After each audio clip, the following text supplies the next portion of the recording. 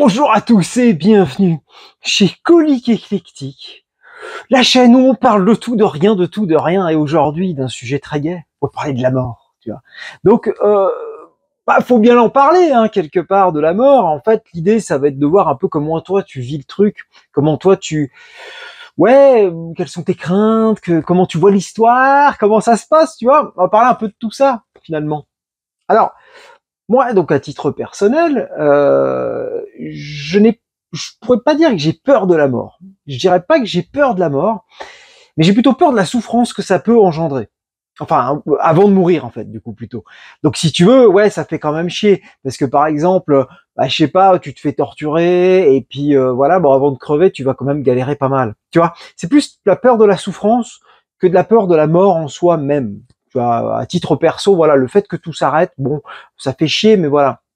En gros, je pense que le plus important, en fait, pour ne pas vraiment avoir peur de la mort, entre guillemets, pour limiter ta peur de la mort, c'est d'être en phase. En phase dans ta vie, en phase avec toi-même, en phase avec ton entourage, des gens qui t'entourent, etc., etc. Tu vois, ne pas partir avec des regrets. Donc ça veut dire que si tu as des choses à dire à quelqu'un, dis-le. Tu vois, positif, négatif, peu importe. Bon, positif tant qu'à faire. Mais voilà, ne pars pas avec cette frustration de te dire merde, putain, j'ai pas dit à cette personne que je l'aimais, j'ai pas dit à cette personne que si, que ça, pas va savoir. Tu as des trucs à la con. Je pense qu'à partir du moment où t'as déjà là t'es en phase avec toi dans ta vie, bah la mort évidemment le plus tard possible, on n'a pas hâte, hein, mais tu le vis déjà, je pense un brin différemment, tu vois. Ensuite, il y a aussi quelque chose pour te rassurer finalement, pour pas dire que peut-être calmer cette crainte de la mort, c'est aussi prévoir un peu l'après finalement. Donc essayer d'envisager un maximum de comment ça va se passer pour tes proches une fois que tu vas trépasser. Donc en l'occurrence, ça peut passer par l'édition d'un testament ou d'un truc pour que les choses soient bien claires en fait, pour pas qu'il y ait d'embrouille, pour pas qu'il y ait pour que les choses se fassent très clairement comme tu as envie qu'elles se fassent. Alors évidemment, qui dit testament, j'ai appris ça récemment parce que bon, bah voilà, je ne savais pas.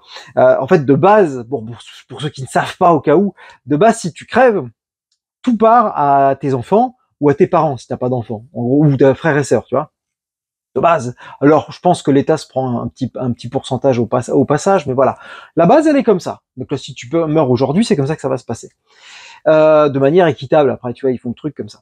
Mais par exemple, si t'as envie d'un coup de mettre le nom d'un pote ou d'une copine, ou alors oui, ça peut partir aussi à ta femme, évidemment. J'ai oublié ce truc-là. Ta femme ou ton pax, femme ou ton homme, on s'en m'en fous, merde. Enfin, ton pax, machin. Voilà. Mais par contre, si tu veux, voilà, tout dédié à une partie à un pote ou quelqu'un qui n'est pas dans le lien de base, c'est fils de pute. T'as beau faire un testament.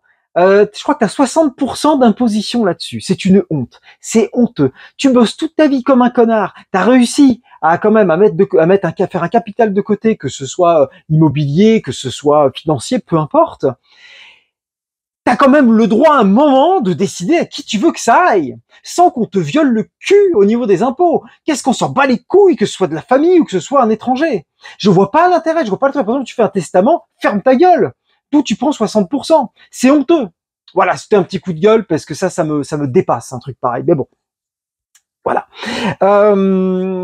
Ensuite, bon bah évidemment, on peut parler aussi de la vie après la mort, parce que c'est ça finalement aussi qui va peut-être faire en sorte que tu as peur de la mort ou que tu t'en fous plus ou moins. Je pense qu'en effet, des gens qui imaginent, qui croient au paradis, genre ils vont retrouver tous leurs proches, ça va être génial, ils vont se tenir tous les mains dans la main. Bon bah c'est sûr que forcément c'est rassurant, tu vois. Après, si tu imagines qu'il n'y aura rien du tout, bah c'est déjà peut-être un peu plus stressant, tu vois. Alors moi, je ne suis pas, je suis athée, donc j'ai pas du tout de délire de religion. Après, chacun évidemment pense comme il le sent. Donc moi perso, j'imagine qu'il n'y a rien, ou j'imagine éventuellement la histoire de réincarnation. Je me dis il y a peut-être une histoire de recyclage là-dedans. Je ne sais pas, pour quoi qu'il en soit, ce que tu es aujourd'hui, l'être que tu es aujourd'hui, ton âme, tout ça n'existera plus, ne sera plus. Pour moi, c'est terminé, c'est fin du game. Parce que s'il y a une réincarnation, évidemment, tu n'as plus de souvenir de ce qui se passe avant. Enfin, tu vois, c'est comme ça que je vois à peu près le truc. Bon, enfin, je ne sais pas, là, tu vois, après, c'est des suppositions, là, on peut parler pendant un moment. Parce que, une fois de plus, entre les croyants, les non-croyants, les autres, qui vont te parler de l'enfer, les autres, enfin, tu vois, je veux dire, après, tu peux pas penser à plein de trucs. Cela dit, n'hésitez pas quand même dans les commentaires à donner votre avis, là, c'est aussi intéressant.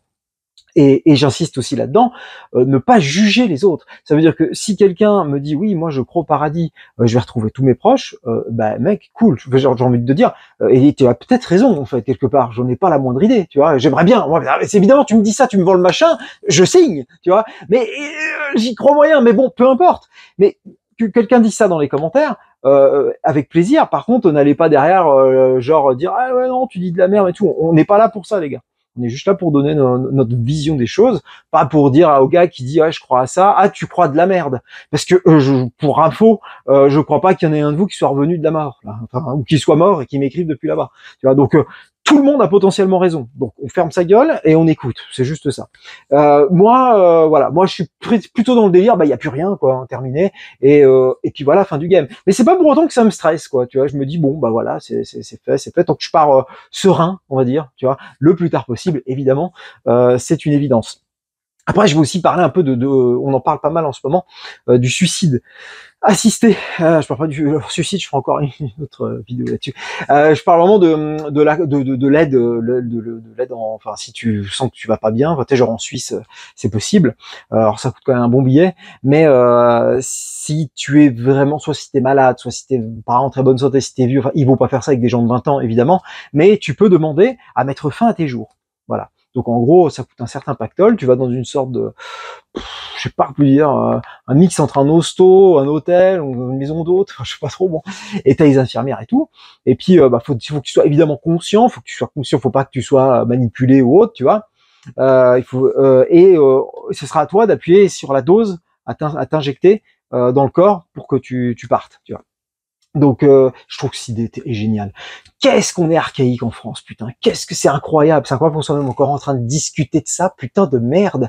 Quel est l'intérêt pour quelqu'un qui est en train de souffrir à l'hôpital, où tu sais pertinemment que la personne va pas s'en sortir, de continuer à lui administrer des putains de médocs de merde qui lui font de la douleur. Et putain, mais laissez-le partir. À moins qu'il en ait pas envie. Évidemment, c'est une évidence. Mais je veux dire, sinon, je ne comprends pas.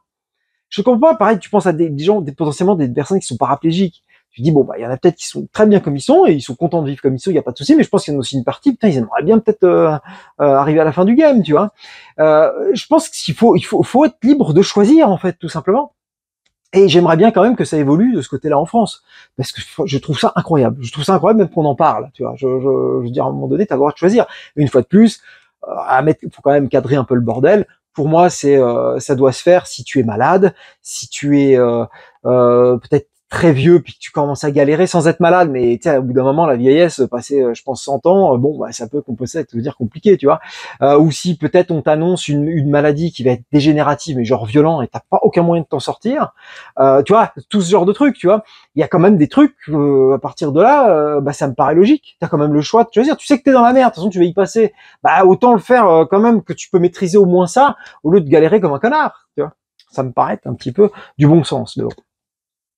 Et aussi, ça serait intéressant dans les commentaires de me dire si il y en a parmi vous qui ont vécu des near-death experiences, tu vois ce que je veux dire. Alors des expériences genre t'as failli crever, tu vois.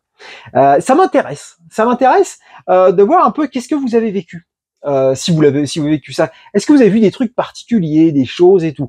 Alors moi, à titre personnel, une fois de plus, il y a quelques semaines, hein, c'était il y a pas si longtemps que ça, j'ai eu l'impression de vivre cette expérience. J'ai été hospitalisé d'urgence, une merde. Bon, je vais pas rentrer dans les détails, mais disons que ça a été un petit peu costaud.